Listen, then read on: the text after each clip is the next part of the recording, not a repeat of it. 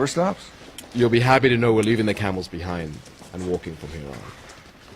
Well, if you thought getting on the camel was tough, getting down off of it, you're downright embarrassing. And you, stop laughing. For thousands of years, travelers have walked through here anticipating their first glimpse of the wonders of this ancient city. And you would come all the way through the gorge here, and every time you turn, you'd think it was happening, and then all of a sudden, you come right here, and there it is. This is what you got. Amazing. It always takes your breath away. I mean, look at this amazing sight.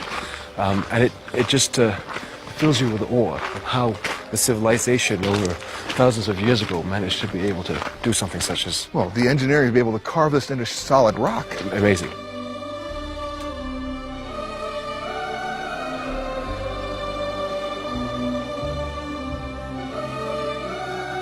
This is a temple for an old Nabatean king, an old tomb. But they call it the Treasury Building. They do call it the treasury because over 100 and 150 years ago there were rumors that a lot of jewelry and gold was left in the big urns that were up on the top there. So people used to shoot at it, and that's... I see the bullet holes up you there. see the bullet holes. But no treasury came down. No. And no treasure either. No treasure. But Hollywood found gold here. You might remember that the Indiana Jones film, The Last Crusade, starring Harrison Ford and Sean Connery, it was shot here. And in that film, the treasury was the temple that possessed the Holy Grail. Yeah, I remember it well, actually too well. Now, I'm not so sure I want to go in there. I mean, the place collapsed on them, didn't it? Yes, but I will personally assure your safety while we're inside.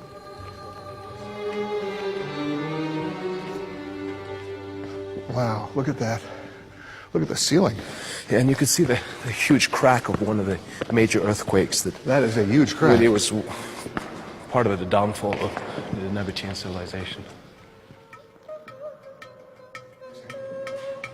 Once you get inside, it's a whole different experience entirely, isn't it? Yeah, the acoustics are absolutely amazing.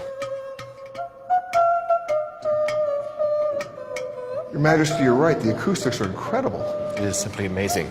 I mean, the sounds just resonate off the walls here, and you can almost imagine the sounds of ancient travelers.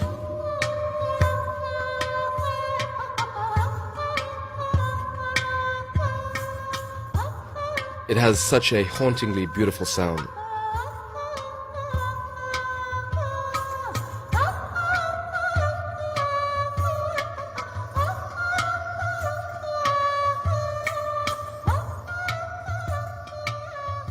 At the height of its greatness, before the time of Christ, approximately 30,000 people lived in Petra.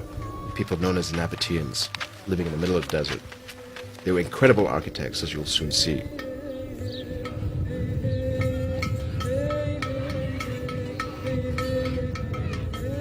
They had little water, so the Nabateans cut these aqueducts into the stone and funneled the rainwater into fountains and baths and indoor reservoirs. Petra became a classical oasis, a regular stop on the trade routes, and the Nabateans grew very, very wealthy. And as their wealth grew, so did their vision for Petra. So they built these giant tombs for their kings as lasting tributes to the greatness of their civilization. It was a very sophisticated culture, wasn't it? Yeah, it really was. They even had live theater. Entertainers would perform for thousands of people in this ancient amphitheater.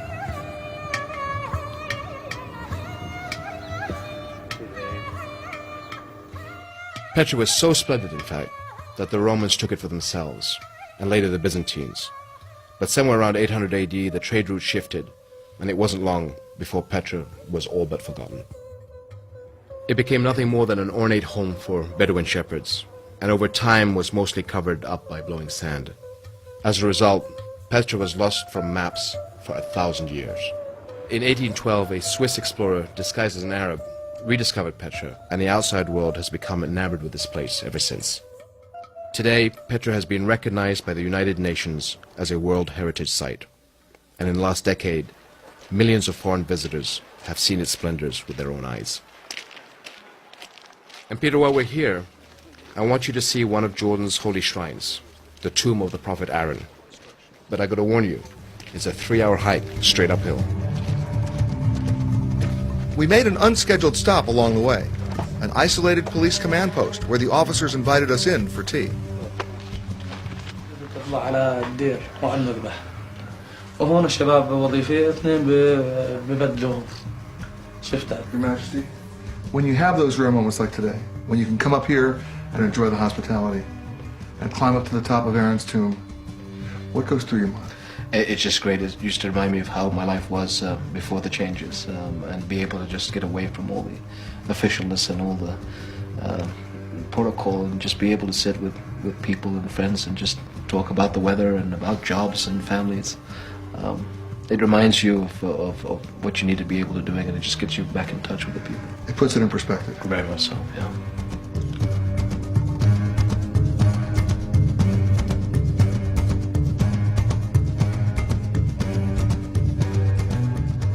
A 3-hour climb? That's right. Great. Whatever happened to that cool helicopter of yours? Come on, Peter. You know you need the exercise.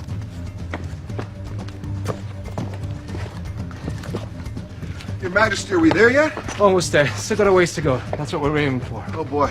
Okay. Thanks a lot.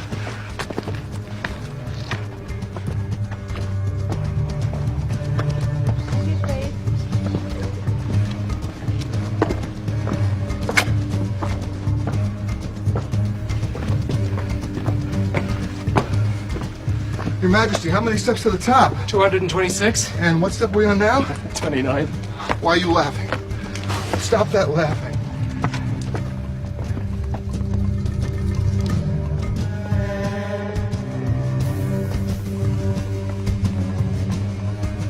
Almost there. Still got a ways to go. Yeah, that's what you said a mile ago.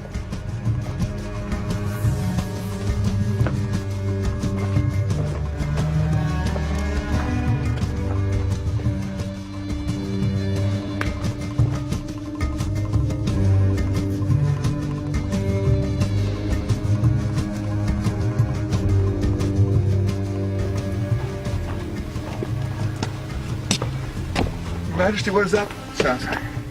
That's a verse from the Holy Quran, and it says, "In the name of God, most gracious, most merciful."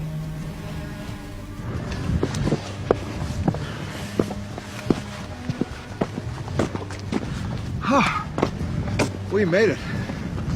Now, Your Majesty, what is the significance of this tomb? Well, this is the Prophet Aaron's tomb, Moses' brother, and it's revered by Muslims, Christians, and Jews alike.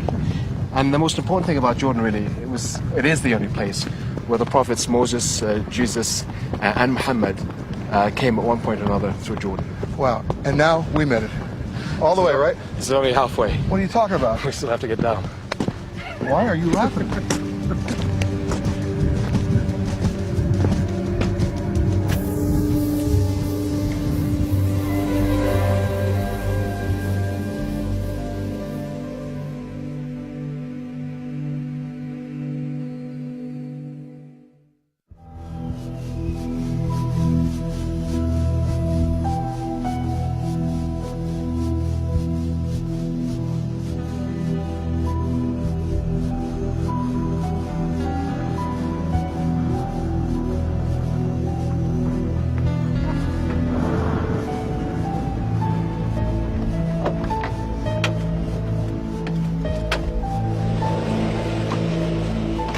Flying helicopters allows me to forget all the problems. I forget all the problems of state and of the problems that we're facing, and just relax and cleanse my mind, and it's very therapeutic. Peter, on this leg of the journey, we'll head south from Petra. I want to show you my family's favorite getaway spot in all of Jordan. It has an altogether different look from all the other places you've already seen. Hey, I'm up for anything as long as I don't have to ride another camel. Not unless your camel can swim, because I'm taking you to Aqaba, on the Red Sea. It used to be an old Turkish and later a British Army outpost. It's only been in recent years that Aqaba has started to be developed as a true resort destination. And to make it more attractive, we turned the entire area into a duty-free zone. Your Majesty, what's always amazed me about this place is how short the distances are between the countries. That's right. From right here, it's a short walk to Israel, which is right over there. And we can see Egypt and Saudi Arabia. Jordan is right behind us. Aqaba has miles of accessible beaches,